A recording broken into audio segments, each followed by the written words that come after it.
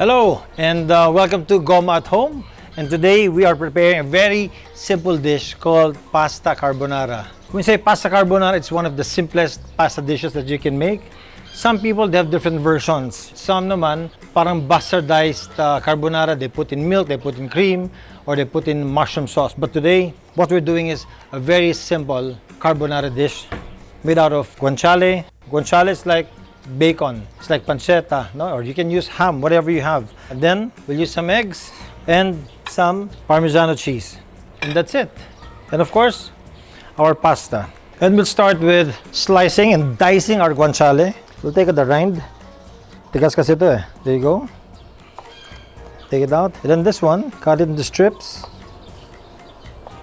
You need a sharp knife. Para hindi mo pinipilit, you let the knife do its work. Slice it further. Then from there, we'll dice it. So what we'll do when we cook this, we'll have to wait until mag-render yung fat, no? Kasi it's very fatty. So gusto mo mawala yung fat.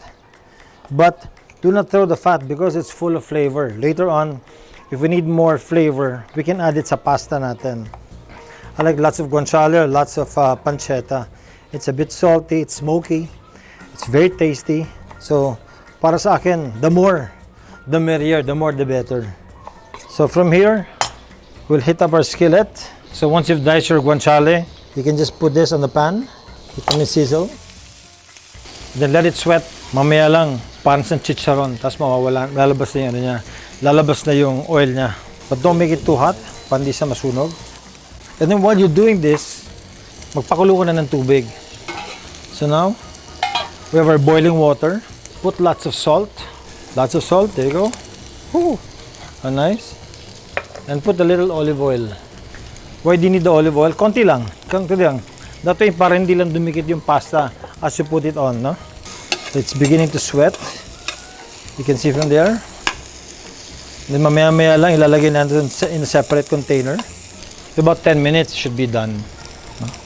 So once it's a little crispy, pag medyo nag-render din yung fat niya, then we'll put it in a separate container.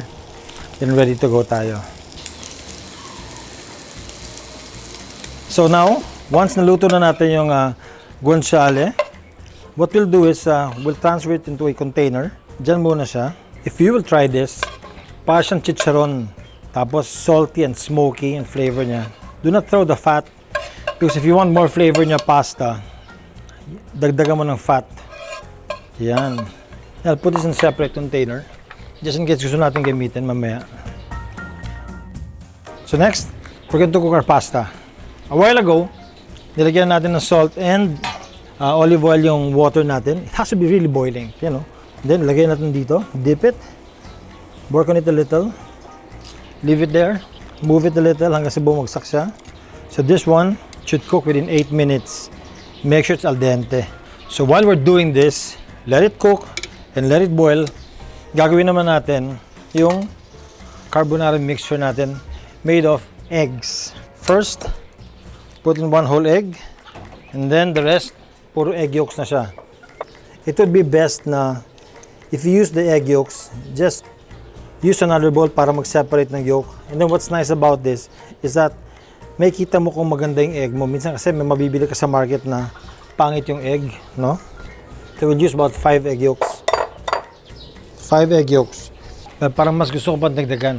So we'll make it 6 egg yolks. Kasi yung bucatini is very big, no? When it cooks, malaki siya. And then meron siyang butas sa loob. So what you want is that some of the sauce will go inside that hole. I was reading Google kanina. I typed in, how many types of pasta are there? And it says, guess how many? There are about 350 types of pasta. Pero ano yung mga pinaka-familiar natin ng mga pasta?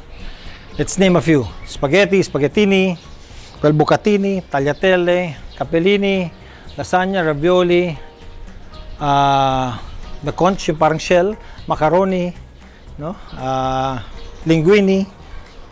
Yun lang yung more or less that's very popular. But may mga fusilli, may parang mga spiral sila. May purpose yun bakit ganun yung shape ng mga pasta.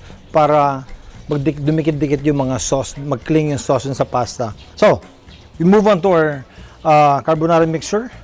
We have 1 whole egg, and then 5 yolks. And then we'll grate in some Parmigiano cheese. Put as much as you want. The more the merrier. This Parmigiano cheese is very delicate, so don't put in too much weight. You can put in a lot. Depends on the taste that you want. But I really like a lot of Parmesan cheese. I love the flavor of Parmesan cheese. Yeah. And then leave some cheese para sa ibabaw when you present your pasta. Wow, there's a lot of cheese. Okay. There you go. That will do. Mix it well. Use your fork. Mix it well. So later on, ilalagay natin ito dun sa mixture natin sa cooked pasta. After that, check your pasta kung luto na to. It's hot. Now it's al dente. Al dente means pag kinagat mo yung pasta, meron pa siyang white dun sa loob ng pasta niya. Okay. Before that, we'll keep some stock came from the pasta. We will mix this here later on sa sauce natin. We'll take it out and move it here and turn off the heat. So now we move our bucatini pasta here sa pan natin. We have to let it cool for a while because you cannot put in the egg mixture, otherwise magka-curd siya. And at this point, remember kumuha ko ng stock from the pasta. So we'll put in a little. It's a mixture natin, and then we will temper it. Yan, temper lang natin siya. There you go, mix it there. And then while doing that, you can already put in our guanciale. Wow. And then put some pepper for flavor.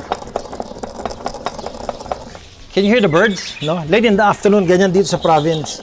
Morning mo, the chickens are about to rest. The birds are nesting already. So that's the sound of nature in Ormoc City. So we'll put in our pepper. Let's put lots of pepper. Wow, there you go. Love it. Keep on mixing it. By this time, medyo malamig na yung pasta natin. And then slowly, we will put in our carbonara mixture. Slowly. And then we'll just mix it.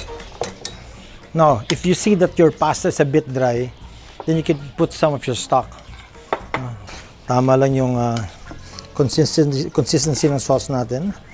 Nice. Okay. Okay, our pasta's done.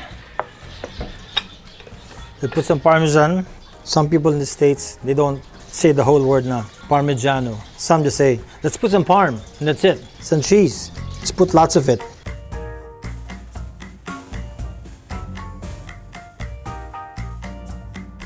Try natin to.